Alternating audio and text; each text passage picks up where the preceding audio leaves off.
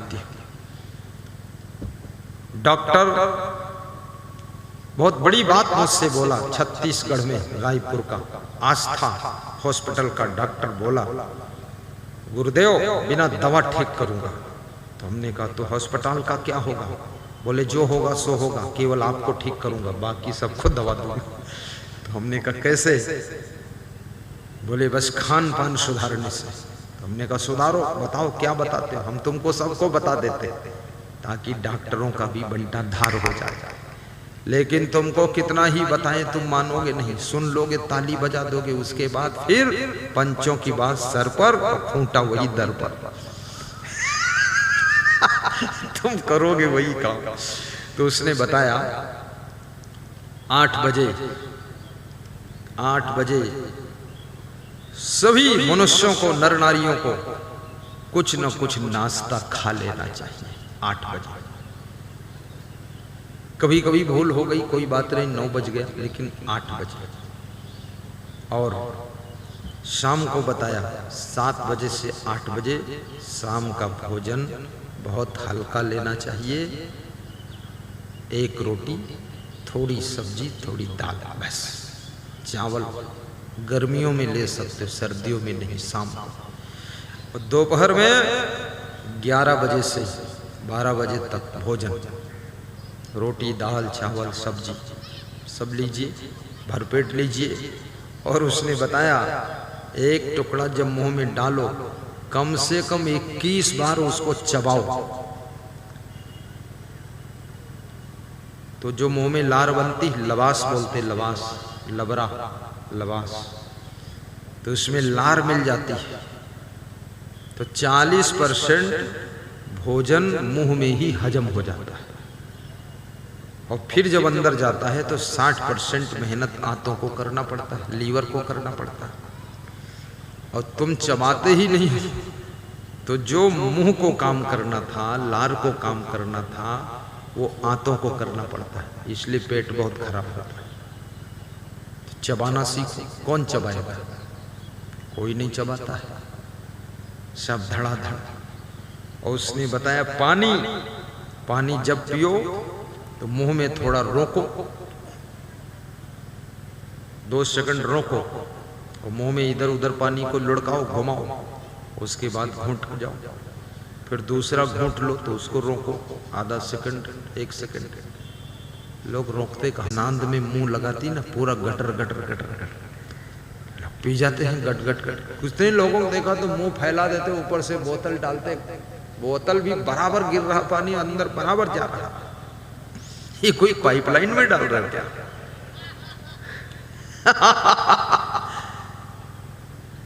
बहुत बड़ी गड़बड़ी हो जाएगी, उससे फेफड़ों में पानी जा सकता है, आपके फेफड़े खराब हो सकते हैं।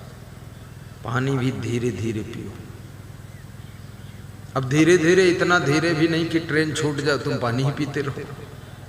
हाँ, दिन भर तुम भोजन चबाते रहो। अब तुम्हारे पति देव कहें कि जल्दी करो, तुम कहो गुरुजी ने बताया था भोजन चबा रही हो। आज थोड़ा उसका टाइम भी है ना, 21 बार गिन लो, काउंटिंग कर लो, दिन भर नहीं चबाना है। आप मीठा खाते हैं ना, मीठा मुंह में रखिए, उस मीठा को भी 21 बार कम से कम चबाइए। ऐसे 32 बार चबाना चाहिए। 32 दांत इसीलिए, हर दांत में छू जाना चाहिए जो भी खाया है, और लार खूब मिल जाना चाहिए, लबास। फिर देखो 40% तो मुंह में ही डाइजेस्ट हो चुका है, फिर अंदर जाएगा, ना गैस बनेगी, ना पेट फूलेगा, और ना तो पेट में दर्द होगा, और तुम उल्टा पलटा खाते हो। इसी को कृष्ण भगवान ने गीता में लिखा, युक्ताहार विहारस, जिसका आहार विहार यथा युक्त। और जिन लोगों के पास में हार्ड वर्क नहीं है, उन्हें व्यायाम भी करना चाहिए, पैदल भी चलना चाहिए। आज मैं पद यात्रा में निकला था, लगभग 4.5 किलोमीटर की पद यात्रा थी, आना जाना। हमारे साथ में कुछ सज्जन गए थे, जो गए थे हाथ उठाओ। कौन गए थे? खड़े हो जाओ, खड़े हो। जो सुबह पद यात्रा में गए थे हमारे साथ। तुम कहाँ गए थे? ये आदमी देखो, बुजुर्ग आदमी गया था। बहुत हिम्मती आदमी। बाकी मैं ले तो गया था 10-15 लोगों को, बीच से भाग गए वो लोग, जितने जवान थे सब खिसक गए।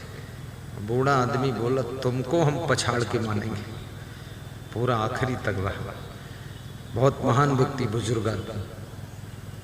अब उस पद यात्रा में मैं देख रहा था, गांव में लोग आसपास खड़े हैं, बातें कर रहे हैं, ठेला पर खड़े हैं, सबके चेहरे में देख रहा था, चेहरों पर बहुत सुस्ती है, उदासी है, सूनापन है, चेहरा ढीला ढाला है। चेहरा देखकर कोई कोई का चेहरा तो लगता था कि भूत प्रेत है, चुड़ैल जैसा है, कोई ताजगी नहीं है, उत्साह नहीं है, निराशा जैसी है, बिल्कुल मरा मराया उदास चेहरा। क्यों? सवेरे उठकर खड़े मत होइए, सवेरे उठ करके बैठे मत रहिए, सवेरे उठ करके पानी पीजिए, पानी पी करके फ्रेश होइए, लेटरिन जाइए, फिर मंजन ब्रश करिए, और इसके बाद कम समय है तो 1 किलोमीटर दौड़ दीजिए, 1 किलोमीटर वापस आ जाइए दौड़ कर। समय पूरा है तो 2.5 किलोमीटर लंबी चाल जाइए, 2.5 किलोमीटर। समय नहीं है तो चारा मशीन चला दीजिए, वो भी व्यायाम है। गोबर उठाइए, वो व्यायाम है। खड़े क्यों हो? दूसरे के द्वार पर क्यों खड़े हो? इधर आओ, तुम अपने द्वार पर आओ। अपनी भैंस चिल्ला रही, इसमें चारा नहीं डाल रहे हो, और दूसरे द्वार पर बूढ़ी भैंस बनकर खड़े हो। निकलो वहां से। वहां क्या जरूरत है? घूमने क्यों गए हो? एक बार देख लिया, संसार यही है, गांव यही, उसमें क्या देखना है? फालतू खीसे कड़त खड़े वहां। सुबह सुबह उठ करके कहीं पान तमाकू खा रहे, मुंह में गोबर भरे घूम रहे। कोई पूछे नाव का है, अब मुंह में इतना गोबर भरा है, नाम क्या बोलेंगे?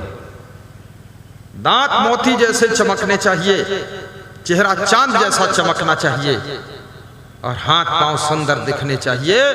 ये मनुष्य जीवन देवी देवताओं से श्रेष्ठ जीवन है।